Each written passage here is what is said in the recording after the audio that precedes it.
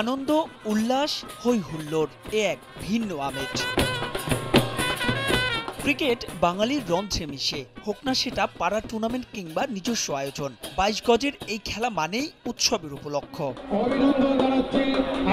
সারা বছর জীবন তাদের কাটে ব্যস্ততায়, তাই তো একটু প্রশান্তির খোঁজেই এমন আয়োজন। উর্দু রোড অভ্যন্তরীণ গার্মেন্টস ব্যবসায়ীরা এদিন সব ভুলে মিশে গেলেন একটা বিন্দুতে। মাসখানেক আগে শুরু হয়েছিল ১২ দলের এই টুর্নামেন্ট। সবাইকে টেক্কা দিয়ে ফাইনালের মঞ্চে ভুইয়া কিংস আর জহুরা ম্যানশন। যদিও সেখানে হয়নি হাড্ডাহাড্ডি লড়াই। আগে ব্যাট করে নির্ধারিত ১০ ওভারে স্কোরবোর্ডে ১০৩ রান তোলে ভুইয়া কিংস। দলের পক্ষে সর্বোচ্চ ৩৫ রান আসে সুজনের ব্যাটে। জবাবে মোটে ৭৪ রানে থামে জহুরা ম্যানশন। অবশ্য এমন দিনে ফলাফলে কি বা আসে যায়।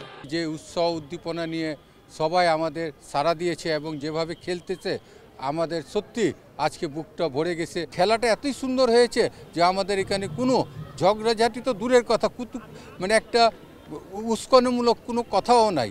তো ইনশাল্লাহ আমরা যেভাবে এই পরিচালনা করে আসছি, ইনশাল্লাহ এই উৎসাহ নিয়ে আমরা আগামীতে আরও অনেক কিছু করার চেষ্টা করব। খেলাধুলা করলে মানসিক এবং শারীরিক দুদিক দিয়েই লাভবান হওয়া যায়।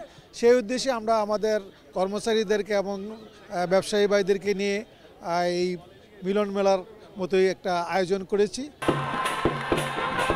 শীতের বিকেলে জম্পেশ এ ফাইনালকে ঘিরে পুরান ঢাকার লালবাগের বালুর মাঠ মুখরিত হয় হাজারো সমর্থকদের চিৎকারে। প্রাণ ভরে তারা উপভোগ করেছেন গোটা ম্যাচ। অনেক অনেক আনন্দ, আমরা খুশি। পুরান ঢাকা, আমরা ঢাকাইয়া পাগলখানি, আমরা অনেক আনন্দ পাইলাম। সামনে ইনশাআল্লাহ চললে আমরা আবার এই টিম চ্যাম্পিয়ন আশাবাদ রাখি ইনশাআল্লাহ। আর দর্শককে সবাইকে ধন্যবাদ আমাদের সাপোর্ট দেওয়ার জন্য। ক্রিকেটের ধারাবাহিকতায় ভবিষ্যতে ফুটবল সহ আরও ইভেন্ট আয়োজন করতে চান আয়োজকরা। ঘোচাতে চান মালিক কর্মচারীর দূরত্ব। মাহবুব রিমন, সময় সংবাদ, ঢাকা।